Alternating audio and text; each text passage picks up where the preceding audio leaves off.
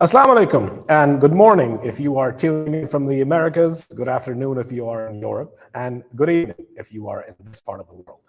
Welcome to another Tabadlab Policy Roundtable, this time on the Ukraine war, a year after the Russian invasion, and its broader implications for Europe, for NATO, the global order, and also for Pakistan and Afghanistan. There's a lot to discuss here today.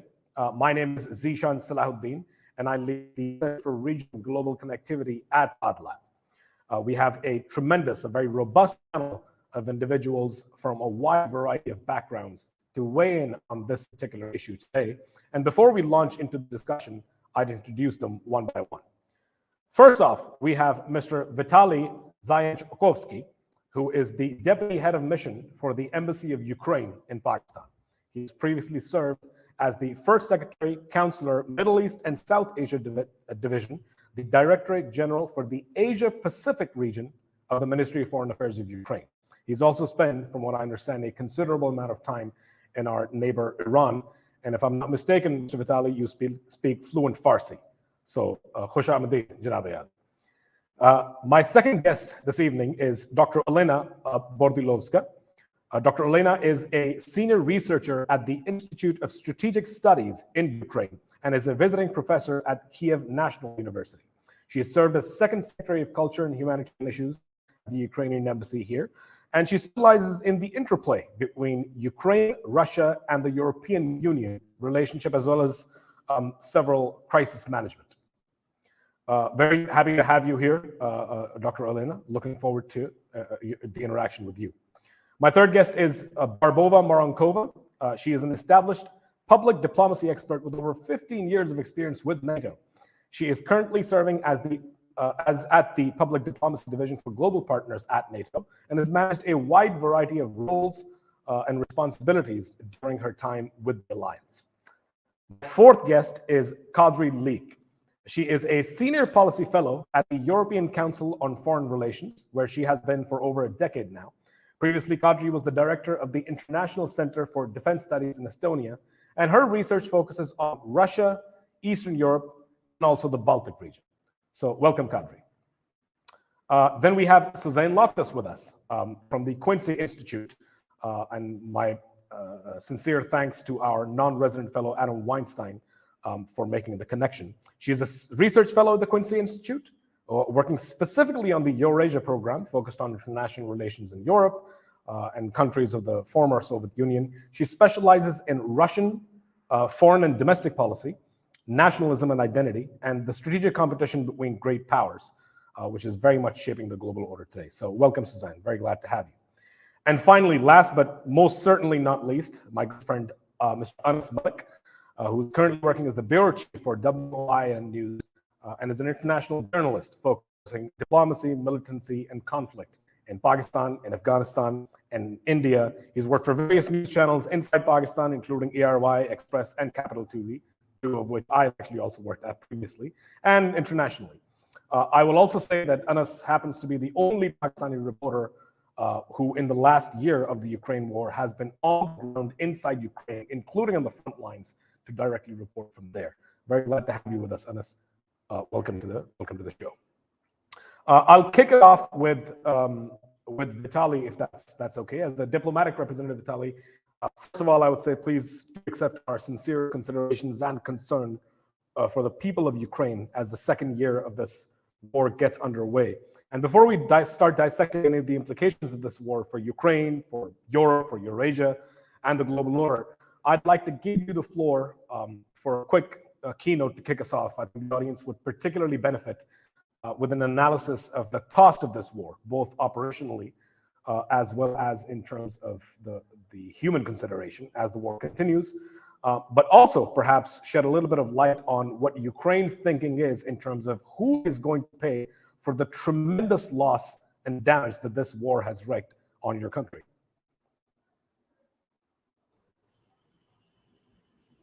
Thank you very much. Dear colleagues, first let me thank our host Tabadlab and Mr. Zishan Salahuddin for raising the issue of Russian war against my country in Pakistan. For better understanding of the global impact of this war on developing countries, and particularly Pakistan as the most affected one, it's really important to keep the matter constantly in the focus of the expert community and academic, as well as political decision makers of this country. To the same extent, it's important to be honest and frank when speaking about those responsible for unleashing this war, as well as all devastation and human sufferings inflicted. More than a year ago, Russia started its unprovoked and unjustified war of aggression against Ukraine. The fact that this aggression is illegal under international law is beyond any doubt. 141 countries have recognized it by adopting a UN General Assembly resolution, Aggression against Ukraine, on 2nd March 2022. The resolution established that the Russian aggression against Ukraine is in violation of Article 2.4 of the UN Charter and other rules of international law. During the first year of this war, Russia failed to reach its strategic objectives of occupying Ukraine, destroying Ukraine's statehood, and erasing Ukrainian identity. Despite a number of defeats and growing losses in killed, which exceed 150,000 troops, Russia tries to continue its offensive. Ukrainian law enforcement agencies launched an investigation into 171,776 war crimes and crimes of aggression committed since the 24th February. They include the killing of the 9,729 persons, including 461 children, and wounding of the 12,920 civilians, including 927 children. These figures growing daily do not take into account the occupied territories to which law enforcement officers do not have access. Recently, the United Nations High Commissioner for Refugees recorded 8,104,000 refugees from Ukraine across Europe. This amount to around 20% of Ukrainian population. 5,352,000 people are estimated to be internally displaced in Ukraine, according to the International Organization for Migration. Russia continues terrorizing Ukrainian civilians by attacking critical infrastructure and residential areas, resulting in significant casualties and destruction. Since the beginning of the war, Ukraine's energy system suffered 14 major missile attacks and 16 drone attacks launched by Russia. As a result, Ukraine has temporarily lost 44% of its nuclear generation, 75% of thermal power, and 33% of combined heat and power plants. Ukrainian law enforcement agencies registered damage or destruction of 82,483 civilian infrastructure facilities, including 63,203 residential buildings, 2,321 educational, and 468 medical institutions, almost 4,000 water and electricity networks. These numbers do not include the temporarily occupied areas. Environmental damage to Ukraine caused by Russian war is estimated at more than $46 billion. Ukraine became one of the most mined countries in the world. 1/3 of the Ukrainians' territory requires the mining, which will last at least 5 years. The overall cost of Ukraine reconstruction and recovery, according to the World Bank, is estimated about $700 billion over the next 10 years. What's being done to restore peace and justice in Ukraine? It is an established principle of international law that the aggressor has an obligation to make full reparation of the injury and damages it has caused. On 14th of November 2022, the UN General Assembly adopted a resolution for furtherance of remedy and reparation for aggression against Ukraine. The resolution recommends that Ukraine and willing member states establish a register of damages. The register will aggregate claims for damage and will serve as a repository of evidences of damage caused to Ukraine and Ukrainians by Russian aggression. With this resolution, Ukraine will work on a multilateral international agreement to establish the register of damages, as well as to make the first step towards a compensation mechanism. On 15 November 2022, during G20 summit in Indonesia, President of Ukraine, Volodymyr Zelensky, presented the Peace Formula initiative. The Peace Formula has 10 points. Its implementation aims not only to bring just peace to Ukraine, but also to restore a rule-based security for the whole world. The seventh point of the Peace Formula is named Restoration of Justice.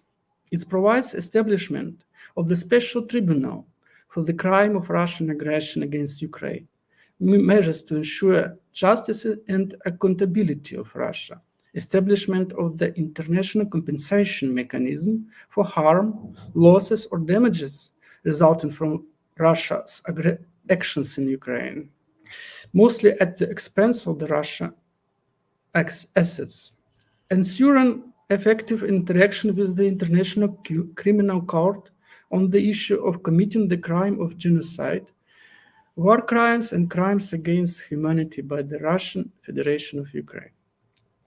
It is assumed that each of the 10 points of the Peace Formula will be coordinated by one or two country leaders. Other countries could be involved in the implementation of one or more formula points as participants. Ukraine is interested in engaging the widest possible range of countries in the implementation of the Peace Formula.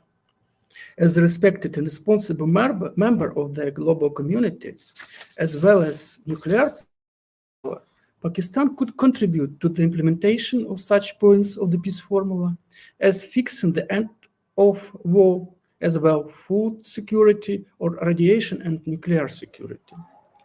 Ukrainian government also urges every state to consider joining a special tribunal for the crime of aggression against Ukraine, to bring Russian military and political leadership to account.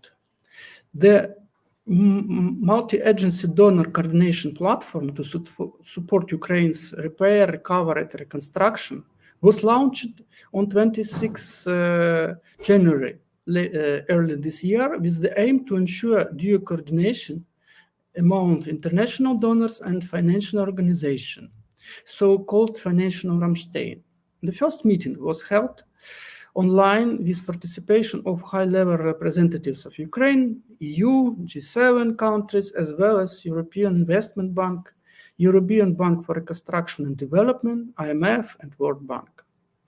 A meeting of the financial Rammstein at a high political level will be held in early April in Washington. We also appreciate financial assistance provided by our partners to keep Ukraine's economy afloat. For example, since the start of Russian war of aggression, the European Union and its member states have made available around 67 billion euros in support for Ukraine and its people. It includes almost 38 billion in economic assistance, 17 billion in support for refugees, 12 billion in military support. The G7 countries also have increased their commitment to 38 billion US dollar in 2023. Another 17 billion US dollars is needed this year for the restoration of the energy sector, humanitarian, demining, and the construction of housing, critical and social infrastructure. Thank you for your attention.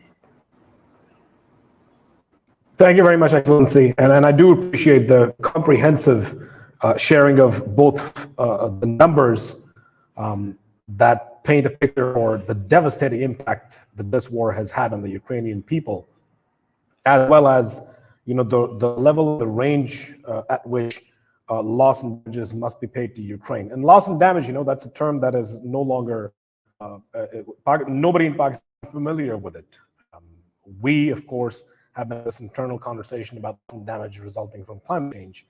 And while the root causes are very different, I think the fact of the matter is that both Pakistan and Ukraine are suffering from man-made or natural disasters that they did not start, have no way of paying for or mitigating without significant or pronounced external support, and will continue to suffer from for decades to come. And the decades point, I think, is actually very, very important. Because already within this year in 2023, there have been two major dates that lead me and other individuals that I've spoken to believe that this could be a very, very protracted long-term war. This, of course, was on January 25th when Germany announced that they will be providing the Leopard tanks to the Ukrainian military, and then at the same time, President Biden also announced 31 M1 Abrams tanks to be given to Ukraine. And the second date being February 20, which was Biden's direct visit, as well as the announcement of additional aid, security aid and military aid to Ukraine to continue to be able to fight this war.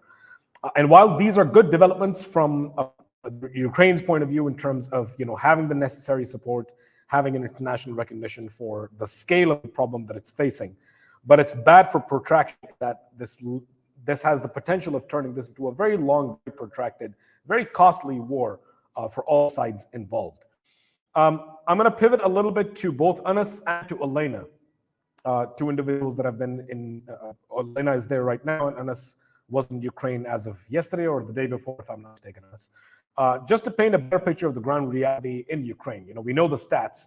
Vitaly has already shared with us over 8.1 million refugees, over 5 million IDPs or internally displaced people, or 12,970 civilians killed, including, very unfortunately, 461 children. Primarily, of course, all of this is concentrated in the Donbas region.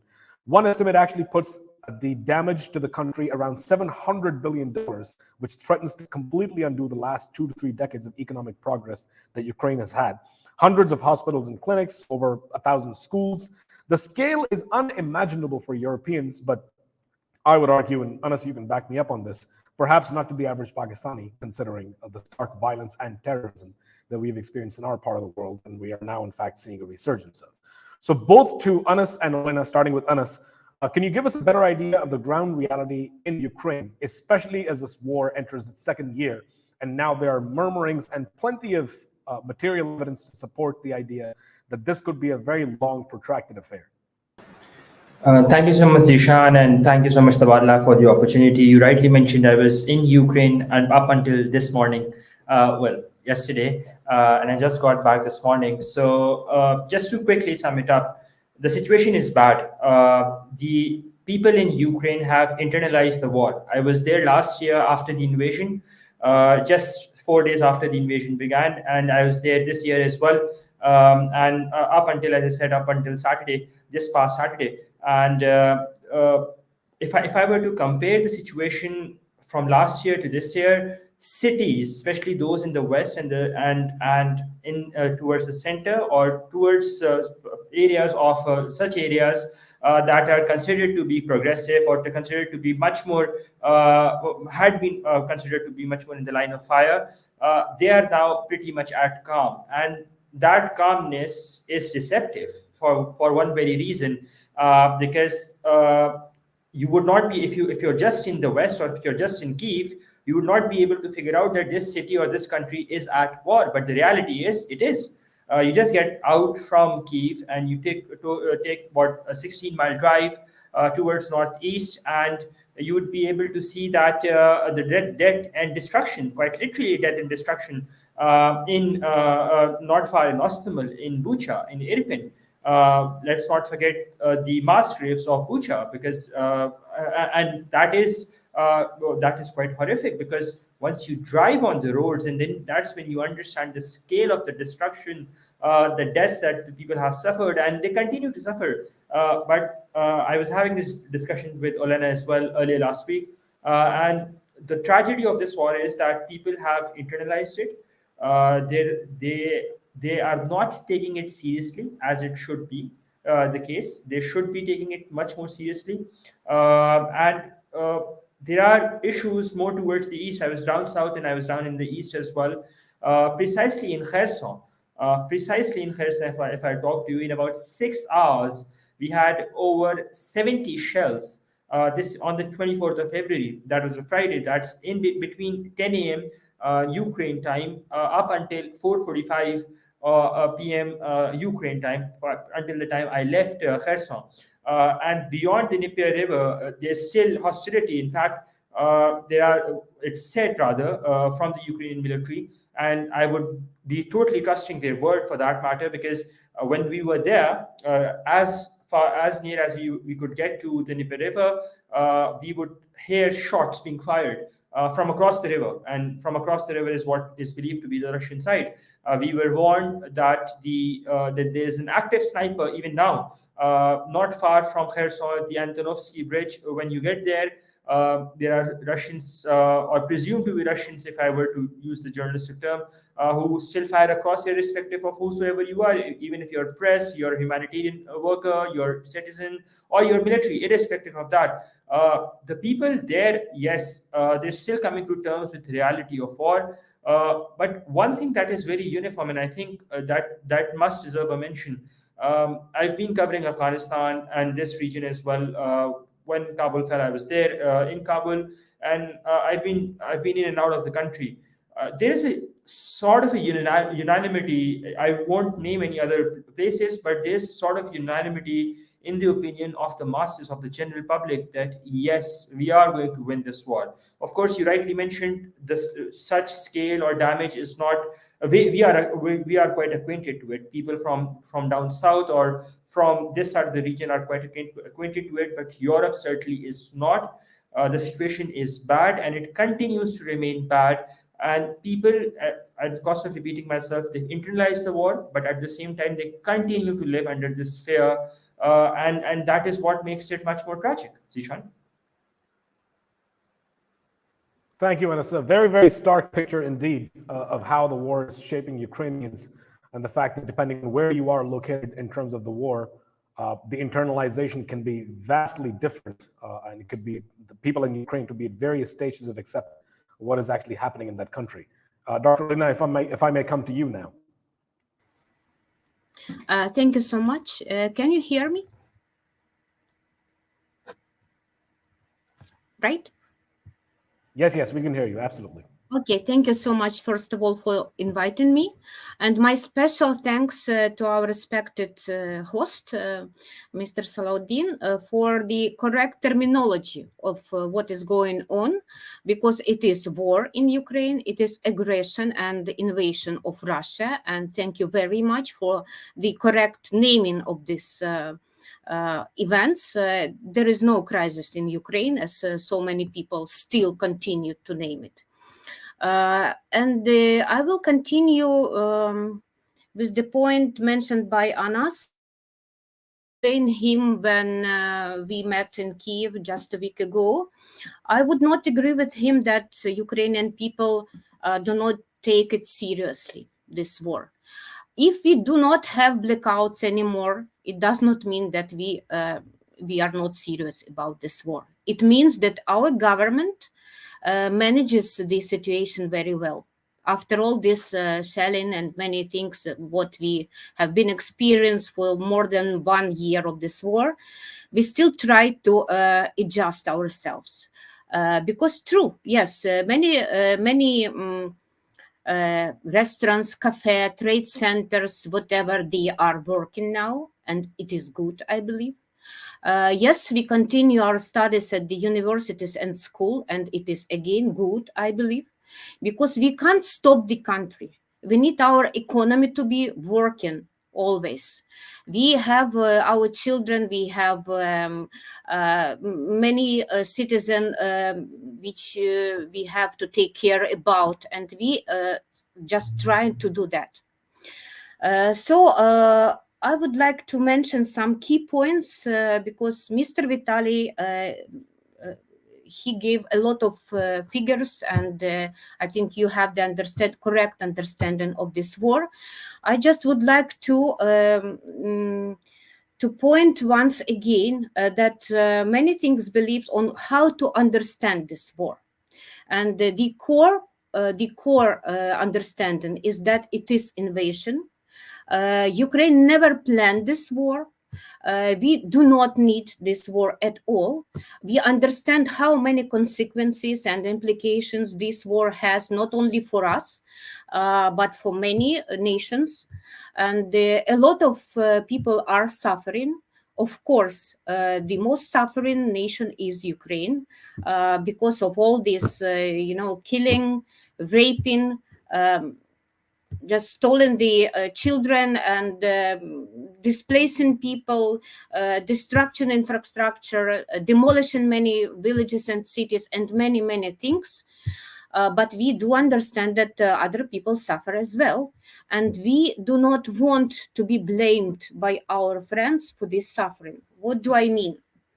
Ukraine had a very good relationship with many countries from the so-called global south, which are really suffering from this war, like Pakistan, like countries in the Middle East, like India, Indonesia, many, many others, because we had very good business relationship.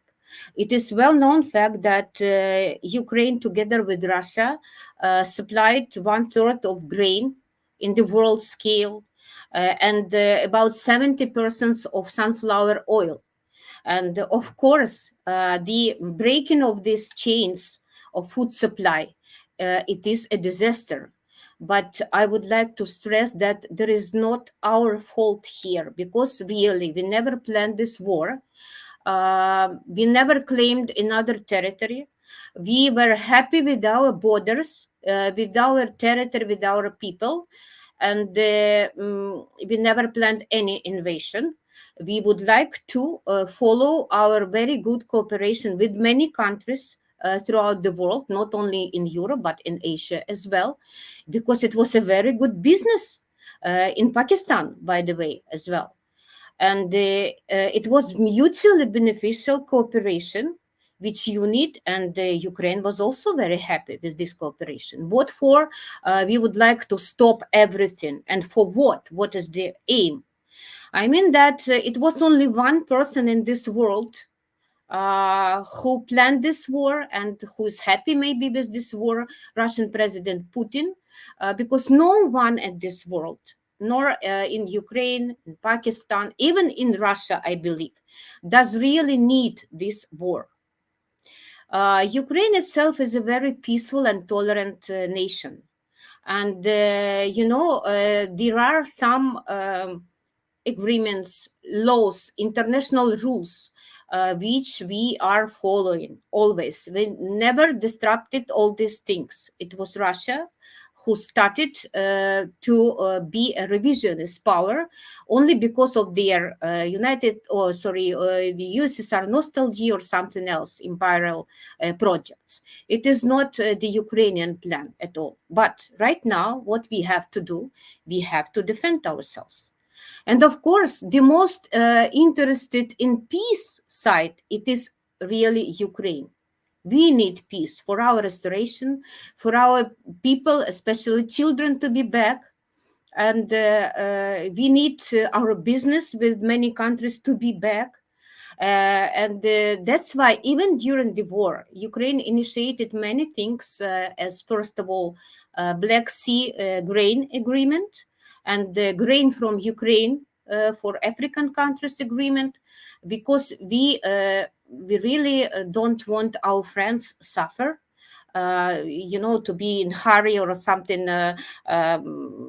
like this because of the shortage of many things.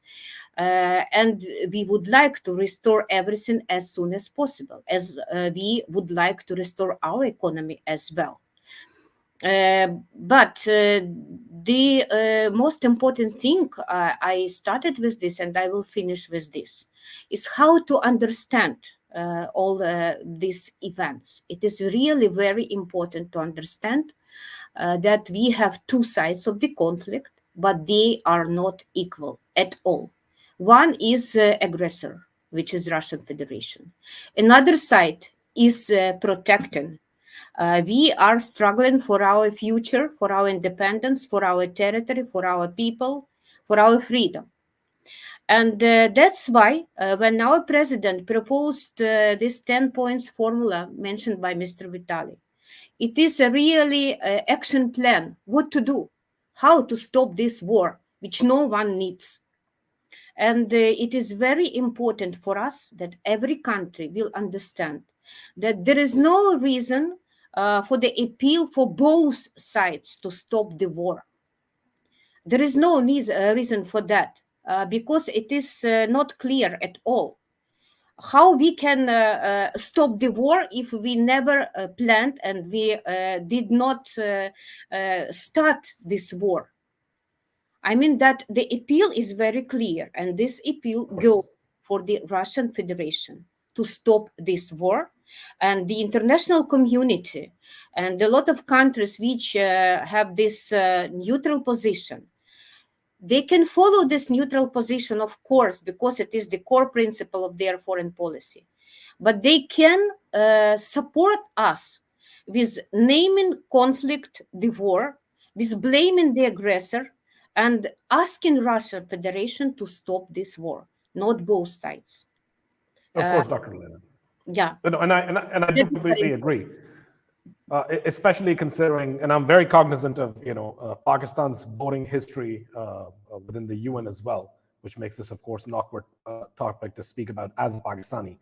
And I guess it also must be said that the Russian version of events, of course, is very different. This panel, I'm sure many will accuse us further down the line of not necessarily having a representative panel.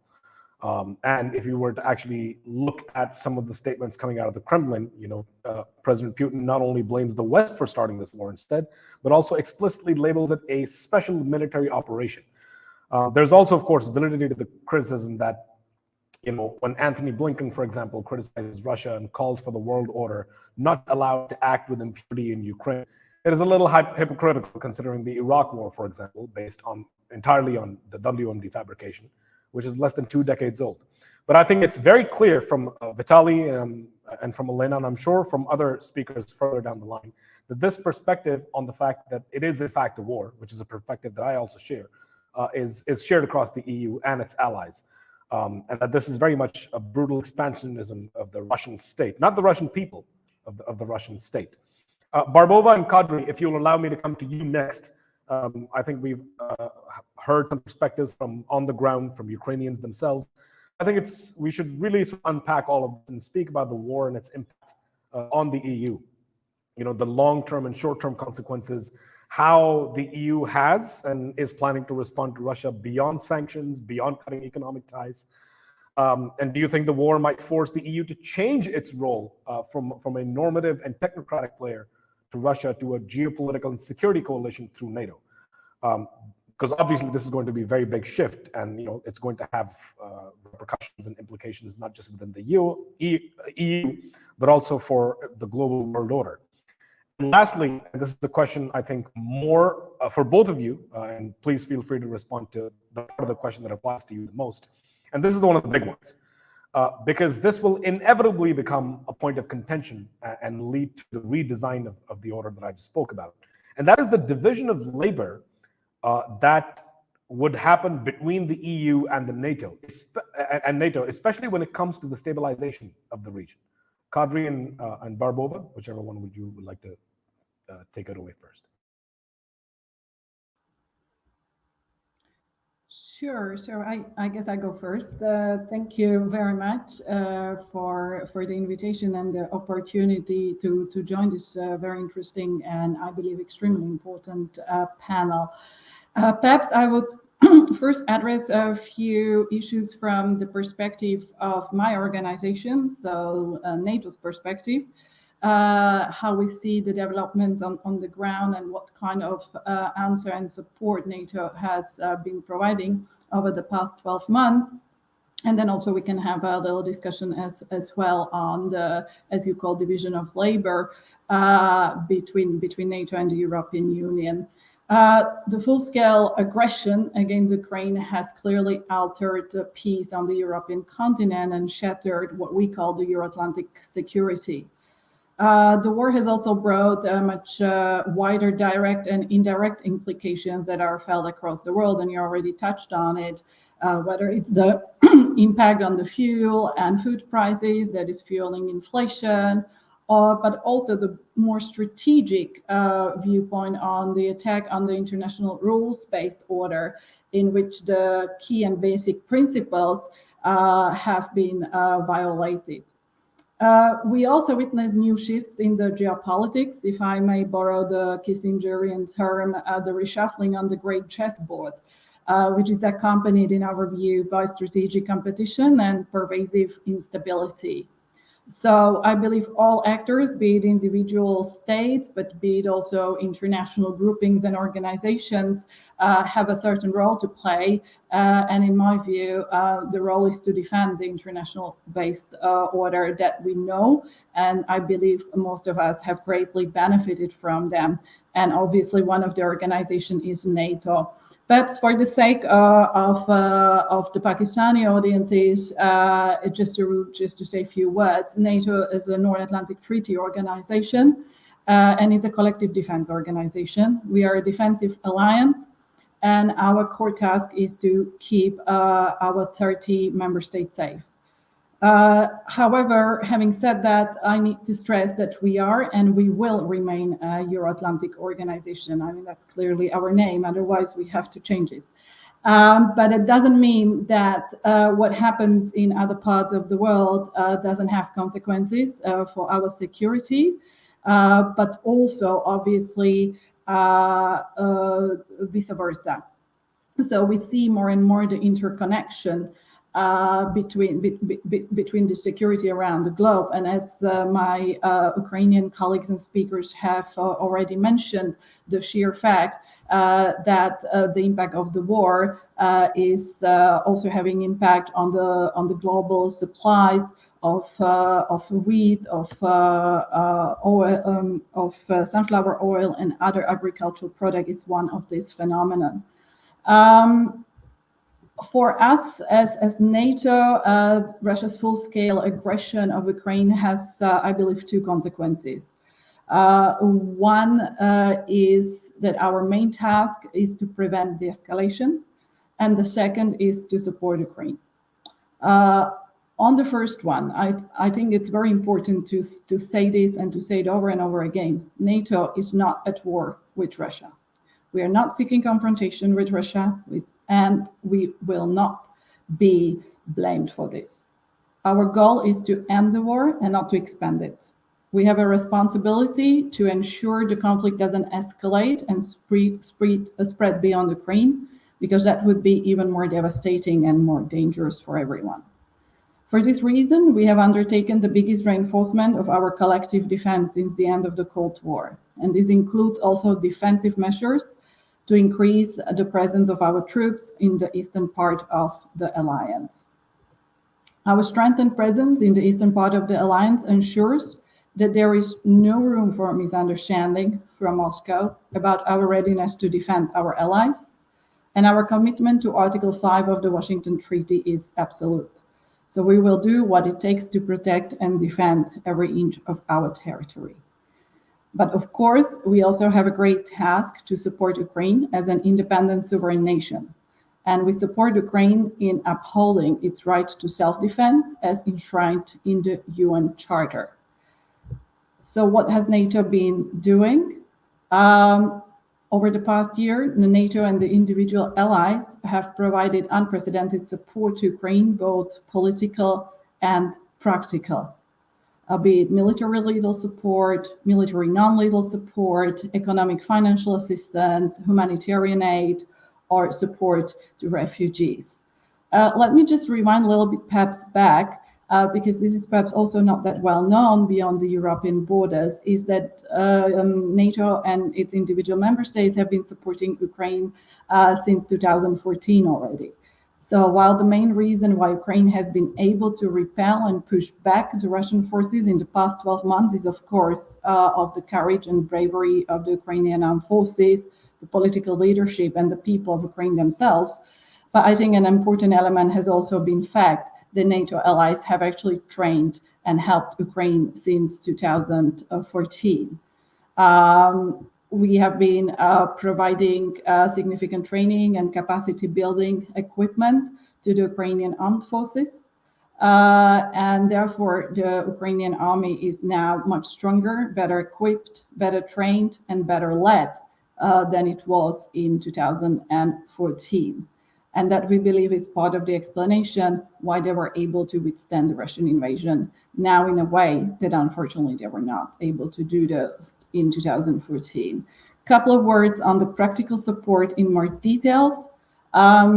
We have adopted in 2016 a so-called comprehensive assistance package to Ukraine, which is ever since been reinforced by different trust fund contributions, advisory elements, and concrete capacity building projects to strengthen both the civilian and military structure of the Ukrainian institutions in the defense and security sector.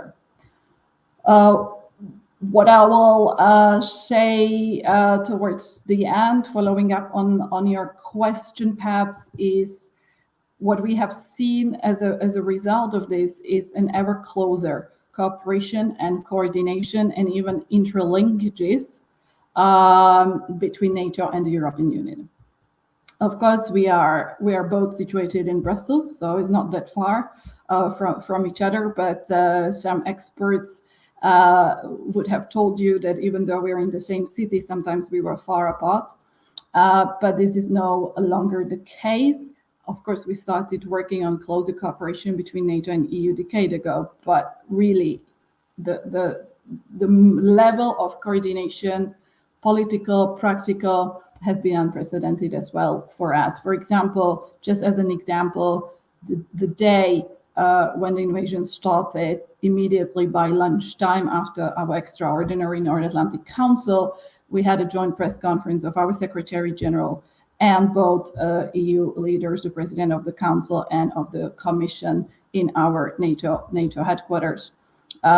We also are looking together how we can improve Ukrainian capacities and capabilities. For example, I think it was about 2 weeks ago, we had been hosting Ukrainian Foreign Minister Kuleba and EU High Representative Joseph Borrell, and jointly they came to a conclusion that we will set up a mechanism between our organization and Ukraine to help with the defense procurement, for example, for Ukraine. So this is something totally new for us, and I think it's extremely important.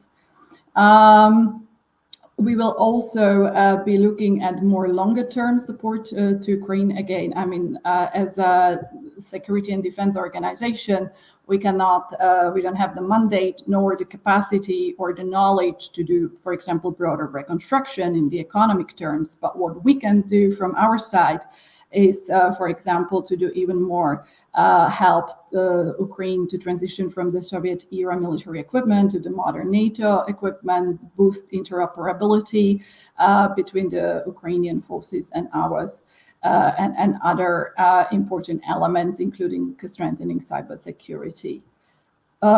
Barbova, if I can come back to you in just a bit, I'm actually quite interested in the last thing that you said, which was about equipping Ukraine and bringing its military capacity up to modern standards, because that was one of the things that NATO also focused on starting in 2015, right after the annexation of Crimea. And that seems to have had some effect, at least, I would argue, on the manner in which Ukraine has fought back against this aggression. Kadri, if I may go to you with the same questions in terms of the EU. Thank you very much for inviting me. This is highly interesting to me and such a pleasure to speak about it from the EU perspective. Well, for the EU, this war has obviously been a shock. In most European Union countries did not expect it, even though they saw Russia's preparations. The notion that Russia could engage in such full-blown war in the style of Second or First World Wars, that was simply insane. And they really struggled to believe it. And also for the European Union, of course, world order has been shattered. And as you rightly mentioned, the European Union is a very normative organization. I would say that the normative dimension is part of its DNA. So a smashed world order and European order are tragic for the EU, and it finds it hard to operate in those circumstances. The EU was hoping to live among like-minded neighbors who themselves strive to become members of the EU, or at least similar countries in terms of being democracies that respect human rights, etc. And now that has manifestly failed, at least if we talk about a big neighbor called Russia. The whole EU-Russia relationship has been shattered. And as you may remember, EU has long invested lots of diplomatic energy in building a cooperative relationship with Russia. First, it was based on the assumption that Russia is a like-minded country and we can really have some value-based relationship. When that turned out not to be quite the case, then there were still attempts to have partnership for modernization or whatnot, sort of more pragmatic version of and less value-based version of still cooperative relationship. Now, however, the EU has been forced to classify Russia as a challenger and adversary and side unequivocally with Ukraine. And I would argue that it is Russia that has really left the EU no other options. Had Russia shown any interest whatsoever in diplomatic solution to what Russia viewed as a problem, I think the European Union, or at least very many of its influential leaders, would have gone very far to try to foster a diplomatic outcome. But Russia just stopped investing in it. Every diplomatic initiative Russia has proposed has been an outright farce. And that's why, yes, the EU has been forced to completely rethink the world it lives in and its own position. It is supplying arms to Ukraine in ever bigger quantities. It is talking about arms production, because if this war turns out to be a long one, this will be needed. And yeah, I would also say that the EU is probably becoming slightly less normative power in some ways. Don't get me wrong, rules and norms are what actually bind the EU together. These countries have come together based on shared rules, norms, and values. That remains an important pillar, and rules, values, human rights, etc. will also be important part of any EU foreign policy. But I think what could change is the maximalist approach. The EU has understood that all these things immediately might be not achievable. And you need to talk with other countries who maybe do not necessarily qualify fully in all of those terms. And we might, in order to be able to help Ukraine better, we might actually get into some more sort of transactional relationships with countries outside EU and Russia, the so-called world majority, whom both the European Union as well as Russia want to see on their side. And I actually applaud the development, because I think that will make EU foreign policy much more realistic and hopefully also more effective. Thank you very much, Kadri. I'm going to move to Suzanne now. I understand we are a little short on time. This is supposed to go up to about 90 minutes. Suzanne, my apologies, I have not managed to come to you yet. But as a fellow of the Eurasia program at Quincy, I'm sure you're no stranger to the broad and far-reaching implications of this war. But I'm specifically interested in your opinion on the effects on Central Asia. It seems that there's a bit of a semantic and ideological sort of convergence that the EU, NATO, and Pakistan have on several issues, particularly when it comes to the importance of Central Asia, especially in the manner of countering the Kremlin. And then, of course, broadly the Asia-Pacific and the Indo-Pacific region, but the latter is a debate for another time entirely. For now, there's been a lot of conversation about the US, the EU, and NATO's priorities, how skewed they are towards Ukraine, so much so that that has completely taken away all attention from this part of the world, especially Afghanistan. This applies to resource allocation, to refugee management, attention, long-term strategic thinking and planning. And of course, the war has knock-on effects on Pakistan, which we have discussed in some of our previous roundtables, including global supply chain disruptions, food and energy security, and several other effects. Couple that with Pakistan's current economic crisis, climate disasters, political instability, high inflation, and it's added pressure that we simply do not need. Now, understand you're not necessarily an expert on Pakistan and Afghanistan, but what I would like to understand from you is, in terms of working with Central Asia, both in terms of countering the security behemoth next door, which is Russia, and the economic behemoth next door, which is China, what are some of the short and long-term ways that are available to the involved stakeholders to be able to capitalize on the opening up of Central Asia as we have witnessed within the last 5 to 10 years? Well, thank you very much for the invitation, first of all, and also for this very interesting question. To discuss Central Asia a little bit more, as you said, it's a very geostrategically important region that we often under-prioritize. But I think the United States is starting to realize that it has not paid enough attention to this part of the world, hence Blinken's recent trip to Kazakhstan and Uzbekistan. And as you correctly stated, both China and Russia are located just next to this region and are both extremely involved in this region. So that is where we need to start discussing what a multipolar world actually looks like. It's one where there's not just one center of economic, political, and military gravity, but there are multiple ones. And China, for example, is a rising power and is predicted to maybe surpass the United States economically in 10, 15, 20 years, but we'll see if that actually does happen.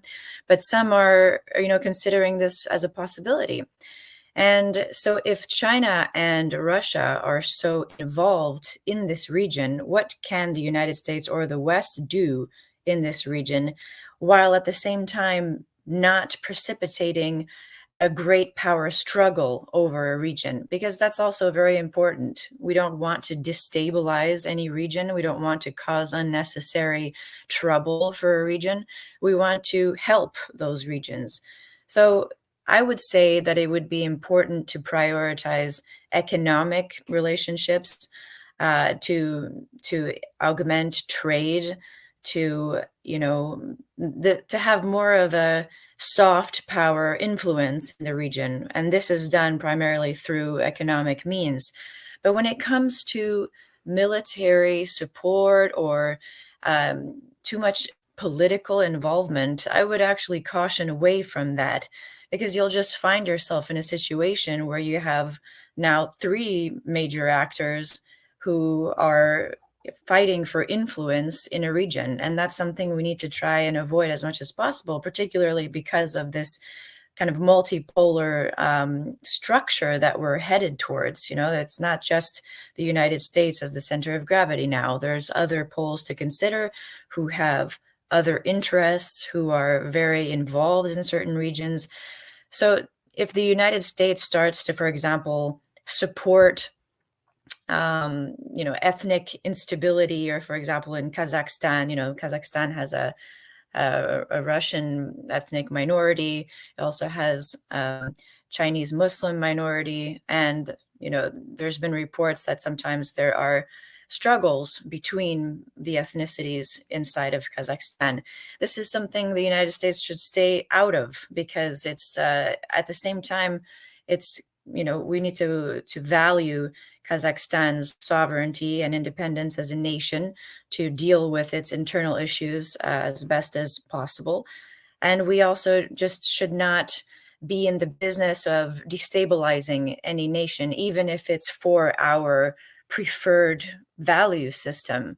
You can't just go in and impose your value system all over the world. You have to allow countries to develop as they see fit. And a lot of the countries in Central Asia, namely Kazakhstan, for example, since I just used that as an example, has historically practiced what's called a multi-vector foreign policy towards its neighbors. At the same time, having relations with Russia, having relations with China, and having relations with the United States, the European Union, without so much saying that it's on anyone's side. And it's doing that for its own reasons. It believes that this is the best way forward as a kind of smaller power to deal with all these major actors around. And it so far has allowed it to develop, normal relations with its neighbors. It has allowed it to develop economically. But at the same time, there's so far not any major great power competition taking place inside of Kazakhstan. And while we may want to, as you phrase it in the question, counter the Kremlin, we can do so through softer means than military means in this part of the world, just to avoid conflict. And that is, as mentioned in the beginning, to prioritize economic ties, diplomatic ties, and just be there for the region, for all of its needs, without getting kind of too involved into domestic affairs. Thank you. Thank you very much, Suzanne. That was very comprehensive. And there's a very specific reason for which I brought that up. One of the key considerations for Central Asia, for example, is the fact that these are primarily landlocked countries that don't necessarily have access to seawaters. And one of the key things that a country like, for example, Pakistan could provide is not only the shortest route to ports, to sea routes, to undersea cables, but it's also perhaps the cheapest routes, especially if they are routed through Afghanistan, which both underlines the importance of Pakistan and Afghanistan to this conversation, but also begs a larger question, for which, Barbova, if I may ask you that question, because as it seems, NATO is beginning to pivot a little bit to Central Asia. I would argue, and given the discussion that we've had so far, and from everything that Suzanne has also said, that there's some level of clarity in that in order to facilitate Central Asia, a key piece of the puzzle is Pakistan. So would it not make more sense to engage with Pakistan and to make Pakistan a central consideration for countering Russia through Central Asia? And what, if anything at all, can be done in the short and long term, specifically from the NATO viewpoint, to facilitate this? Well, sure. Yes, you're absolutely right. I'm sorry, was that for Barbora? So excuse me. No, please, if you have a response to that, I'd love to hear from you as well. No, I was just going to say that you're right, and that we should be prioritizing these countries, and unfortunately we're not. But I think Barbora has a much better answer to that. Well, I'm not sure I have the better answer, but perhaps again I can put some perspective on some of your questions. I might not be able to fully answer all of them. On the Central Asia, I think we need to also understand that NATO has had relationship with all the countries in the Central Asia since the 90s.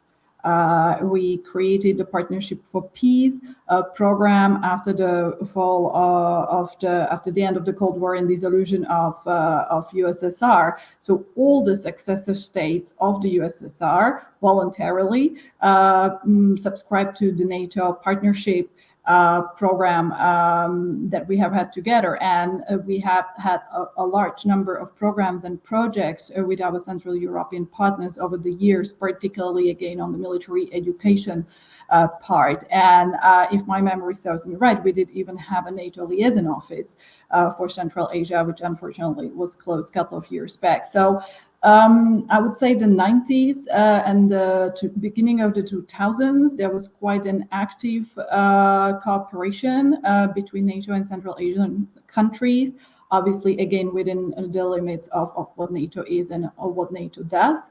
But we have to be also very honest and frank here that this relationship has gone a little bit forgotten, not necessarily just from our side, but also of our Central Asian partners. And as Suzanne said, we also need to be careful and cautious and sensitive to their foreign policy and their national security interests. So I would argue that now is the right time to try to resurrect a little bit this relationship. And this also brings me then to your second question on the sort of role that Pakistan can play in this game. Again, NATO has had relationships with Pakistan. Pakistan is one of our what we call global partners.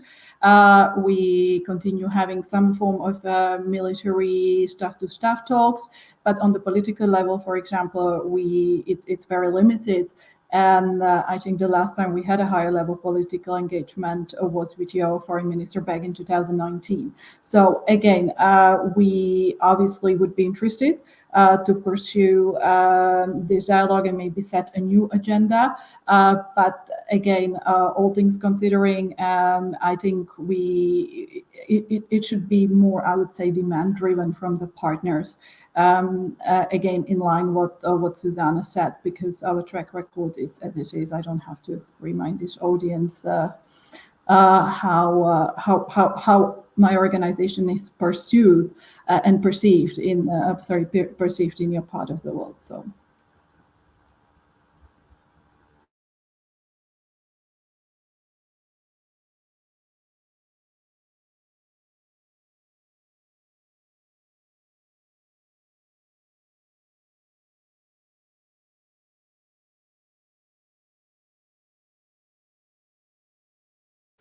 Zishan, you're muted.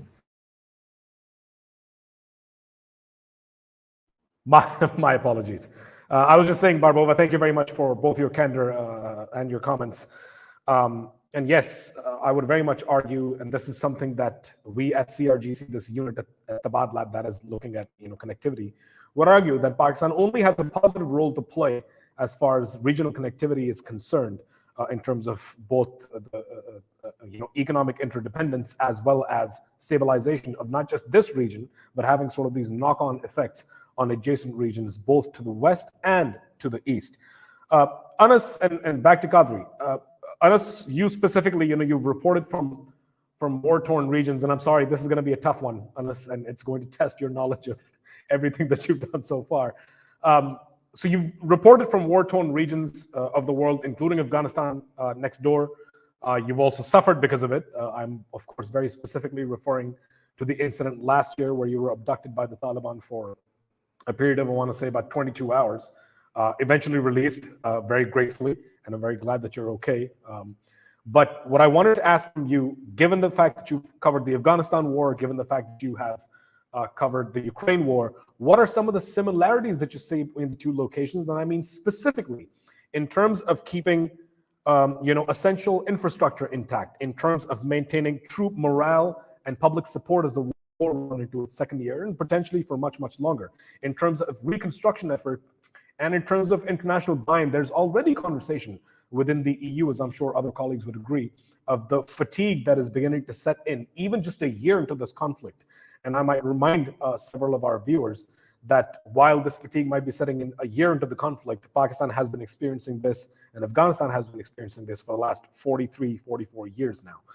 So if this turns into a protracted war, Anas, and all indicators are there that it might, What are some of the lessons from the other major long-term wars, such as in Afghanistan, for reconstruction, for sustaining global supply chains, and addressing war fatigue, like I said? So I won't say that there are much of similarities, but I'd probably do a comparative of what you said. When the war in Afghanistan started, Zishan, and to the viewers as well, when the war in Afghanistan started, we saw that at least hospitals, by and large, if I talk to you about the critical infrastructure, they were spared when it came to even attacks by either of the sides, be that be the Taliban at that point of time, or be that be the Allied forces who were what was said to be the invader forces in Afghanistan at that point of time. And in these 2 decades of war, we've barely seen that precisely hospitals had been attacked in Afghanistan. But on the contrary, if I go and have a look there in Ukraine, we've seen that precisely these infrastructures have been attacked time and again, especially what we've seen in Mariupol, especially what we've seen in Kharkiv, what we've seen in Sumy, what we saw in Chernihiv, what we saw in Mykolaiv. And there's a long list now where critical infrastructure has been attacked time and again. Of course, the Russian side would want to have plausible deniability by saying, and we've heard from the Russian side that, have you seen the Russian side shelling themselves? What if the Ukrainian side is doing themselves? Blah blah blah blah. But the reality is that while you stand there, and that's when you really feel it, that critical infrastructure has been attacked and has been time and again not just been attacked; it has been targeted and attacked from the Russian side. That being said, I think if I were to compare again when it comes to the public support bit, Ukraine is no Afghanistan. Let me just put it this way. The amount of support the Ukrainian military has from their people is enormous, much, much, much more than one could ever imagine the Afghan National Defense Security Forces ever having across the board. It was for the people of Ukraine that this war is continuing. Had it not been for them, what we've read over the past year, that President Putin had a plan for a blitzkrieg, and then a 3-day long, and then a regime change, and so on and so forth. Everything was scuttled and thwarted by the people. We've got 500,000 Ukrainian armed forces, and the equal number of people of Ukraine, which we call the civil defense volunteers, lining up with their armed forces, picking up the weapons, very keen on protecting each and every inch of their land and making sure that they push them back. For instance, I met during our reportage, even this year and last year, I met 2 different journalists and who've actively been participating in the front lines. And it is quite of a painful journey to give up on the profession and take up arms, but people have been doing that. That is something you did not. If I were to compare it immediately with Afghanistan, you would not see that, because there were pockets of what we would say that there were pockets of mental alignment of the Taliban, and that is the reason they had seen a walkover. That being said, when it comes to the reconstruction phase, I think the credit would go to the Ukrainian people and not just the government. The government is one component to it, but the government is getting support from the people, and that is the reason we're seeing this reconstruction being done. I'll just come to this bit. I'll just add to what Olena had said while she was contradicting me on the point that life has to continue and that people are not taking it seriously. While I agree that life has to continue, and that is the reason that reconstruction phase is going on in these regions, in these previously war-hit regions where there's considerable calm now. But that being said, I'll compare it with Pakistan. The people of Pakistan were desensitized. They had internalized the conflict, the Taliban attacks back in 2004 up until 2014. And the solution was a quick fix. For instance, if there was a bombing on Friday, people of Pakistan, we stopped going for prayers on a Friday because of the fear of being killed. That is not a solution that life has to continue. So I think that is one of the reasons as well that we have to keep in mind. With regards to that reconstruction, again, coming to what you had said, I think the government strategy to going forward in order to ensure not just that with regards to being dependent on the critical infrastructure, but having that makeshift arrangement. There seems to be a clear-cut plan with the help of the EU, with the help of the NATO, with the help of its Western allies, and clear-cut plan in order to facilitate the people. And I would again emphasize, it is for the people, that this conflict is sustaining, or this war is sustaining in favor of Ukraine, because had it not been for the people, had it not been for the people, I think things would not have, we would not be having this discussion at this point of time. Zishan. Thank you, Anas. Kadri, if you'll allow me, before I come to you, just give me one moment. I just do want to point out that, we can take every single one of the points under discussion in this very robust conversation today and conduct several conversations around each one. But before I go to Kadri, there's a question that I want to throw both to Kadri and to Suzanne. And I promise it's one of my last ones. And that is about, the tightrope that Pakistan kind of has to walk. And it's across various sectors and various ways that we have to sort of balance things out in this very rapidly evolving and changing world order. So far as an example, the tightrope that Pakistan has to walk between its relationship with China, its evolving relationship with Russia, and of course its relationship with the EU and NATO. We have, of course, already addressed the point of Pakistan's voting pattern at the UN. And of course, it goes without saying that people within the EU, within NATO, are absolutely cognizant of Pakistan's many limitations, just as you are cognizant of our neighbor India. But what do you think is the risk of upsetting the current relationship that Pakistan enjoys with the EU and NATO as it tries to balance out all of these various international commitments as well as relationships that seem to be, getting increasingly convoluted and complex as time goes on? And the second part of that question, if you'd allow me, Kadri and Suzanne, has to do with, we've spoken about Pakistan walking the tightrope, but of course, we haven't really spoken much about the sanctions against Russia itself and how that has led to a complete reconfiguration and recalibration of Russia's trade flows, supply chains, international partnerships. And I say this, of course, with a cognizance of the fact that the first of the 9 ships carrying, I believe it's 50,000 tons of wheat. Anas, you're the fact expert, so you can correct me there. That is currently sitting in Gwadar port that arrived on March 4th, because that's part of our bilateral engagement, as we are a food insecure nation. So how do we calibrate all of this, and how do we sort of take all of this into account moving forward?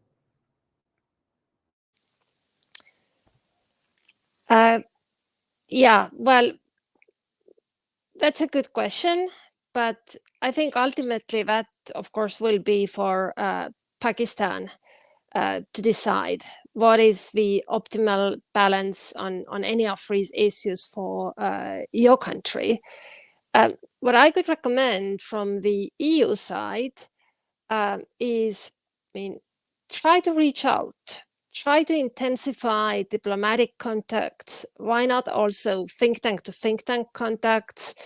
Try to touch base, try to understand better what is possible, what are the sensitivities, where the risks are, because that sudden and overwhelming shock to the system that the EU has just experienced, that also means that we are in a new territory, and the EU is looking for new ways to go forward, new kinds of relationships with countries, especially outside the sort of Western sphere.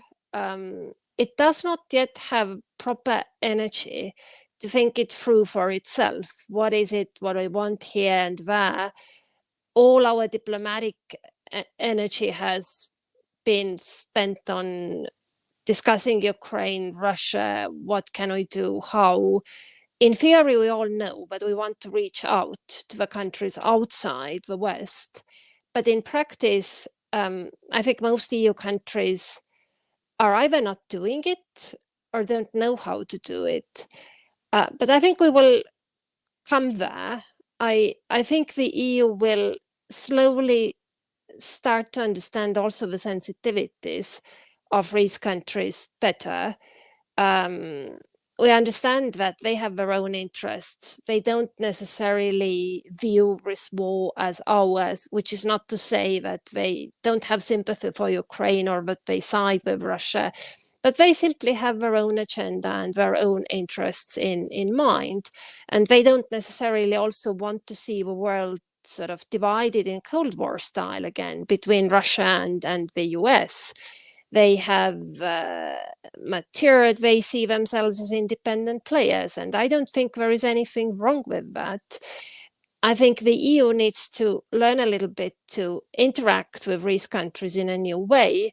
And yeah, as my NATO colleague said, it would be good if initiative came from the region. In the EU's case, not because of reputation problems, but I think we have a tension problem. Our focus is on Russia and Ukraine, and it would be of help to us if countries from the region approached and said that, listen, we know you want that. We could help with that and that, but see, our interests are here and here. I think that kind of practical discussion would actually be very healthy. And Suzanne, if I may come to you now. Sure. Yes. Well, first of all, I completely agree with what Kadri said. It looks like this war has, shown or has demonstrated a bit of a bifurcation of international relations. We can see the voting patterns at the UN. The West votes in one way. Russia and a few suspects vote in one way, and then you have the rest of the world that just doesn't participate. And it's for exactly those reasons that she mentioned, that it's within their own interests as national security interests, economic interests, political interests, not to be involved, because maybe for them this looks like another Cold War style future, which wouldn't be in their interest. So, I mean, we could see very clearly at the Munich Security Conference that that's exactly what the conversation was about. A lot of countries in the global south mentioned that they're being neglected for their needs, climate change and, and economic concerns and inflation. And it's true that we as the West tend to be a little myopic when it comes to our own concerns and our own priorities. And it's true that if we would like to involve the global south more in our affairs, it's much better to do so through helping them with their interests versus telling them what they should be doing. We would get them far more engaged with us and far more supportive of us if that was the approach that we took. So yes, I think that, these countries need to continue to prioritize their interests in this ever-changing world. Otherwise, they're going to maybe find some destabilizing events occur near them or around them, which is not in their interest. So. Thank you, Suzanne. Again, I must thank you for a very comprehensive analysis, both you and Kadri. We're getting a little bit short on time here, so I'll ask one last question, and this one goes out to our NATO representative, Barbova, as well as our two Ukrainian panelists, both Vitaly and Olena. And that question has to do with the end of the war. For you guys, what is an acceptable and realistic end of the war going to look like? Is it the retreat of all Russian forces from Ukraine? Is it a return to the pre-2022 situation? Is it that perhaps the western or the eastern side of Ukraine is given a semi-autonomous status? Obviously, it cannot be Russia absorbing Ukraine into the empire. There's absolutely no chance of that happening, and there's certainly no room for it. But there is already the Crimea situation that serves as a bit of a precedent from 2014. I will also, of course, refer here to some of the statements that have come out of European leaders, such as Macron, on how Russia needs to lose this war, but it does not need to lose it so summarily that it completely disrupts and upsets the global order as it currently exists. So for the three of you, starting with, if I may, Barbova, and then going to Olena and Vitaly, you had the first word, I'll give you the last word. What is an acceptable and realistic end of the war? And if I may ask you to limit your answers to about 2 to 3 minutes apiece. I think it's for the Ukrainian people to say and define what they see as the result. Also from NATO's perspective, of course, we are a multilateral organization, so we need to have the consensus of all our member states. But the consensus for the moment is that it is impossible to say when or how the Ukraine will end. What we do know is that most of the wars end at the negotiating table, so most likely this one will as well. What Ukrainians can achieve at this negotiating table depends on their strength on the battlefield. So if we want a negotiated peace solution where Ukraine survives as an independent democratic country, the fastest way to get there is to continue supporting Ukraine, and this is our position for now. Olena? Yes, first of all, I would like to say that I just did not mention, and it is very, very important, that Ukraine appreciates a lot the support given to us from NATO and the European Union and other countries in this war. But as it was mentioned, the decision will be ours, when and how to stop it. As I mentioned, there is a good action plan proposed by President Zelensky. And this plan shows very openly that we will not give up. We will not give up our territories. And the only question which is discussable is when and how we will take back all the territories, including Crimea. And this is to decide for our militaries, first of all, but there is a huge, as it was actually mentioned by Anas, that Ukraine now is a very consolidated nation, and it is a huge support from the nation to our military forces, and it will be the decision of our command how, when, from which point and how to finish all this counteroffensive, we will take all our territories back. This is the very principal decision. Thank you. And finally, Dia and Vitaly.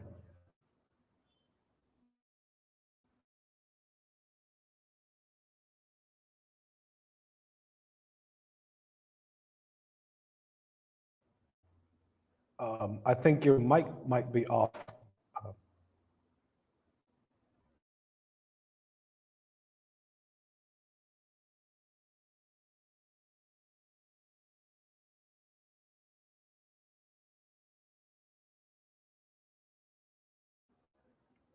Sorry, Vitaly, I think we're unable to hear you.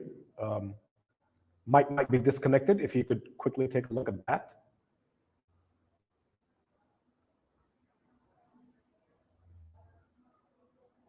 Now, can you see? Yes, perfect. You There hear you me? Oh, okay, thank you very much. And acceptable outcome for Ukraine, for Ukrainian people, for Ukrainian leadership, it's definitely the restoration of territorial integrity and sovereignty of our country in internationally recognized borders. Ukrainian people have paid a huge price for price of many peoples, for human beings, and many losses. And Ukrainian people deserve it. It's a view of Ukrainians, and it's a view of Ukrainian leadership, definitely.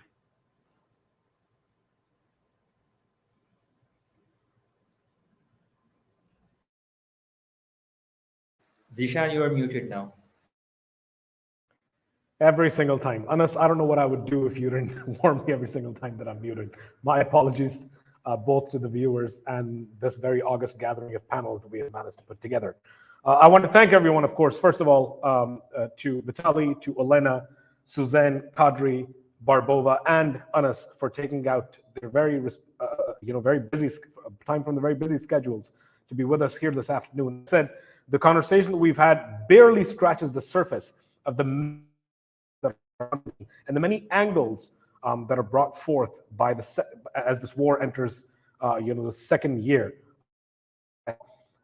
As I said in the beginning of this conversation, and I will say at this point again to the Ukraine, our sincerest concern and our consideration for what is happening inside of that country right now, as a country that has suffered from violence for a very long time. We, more than anyone perhaps, understand what it feels to live in a time of conflict, in a time of uncertainty, and in a time of stark violence. This has been a Tabadlab Policy Roundtable. We hope to have more of these conversations, building off of this initial one in the coming weeks and months, and hope to welcome several of my very esteemed panelists to some of those conversations.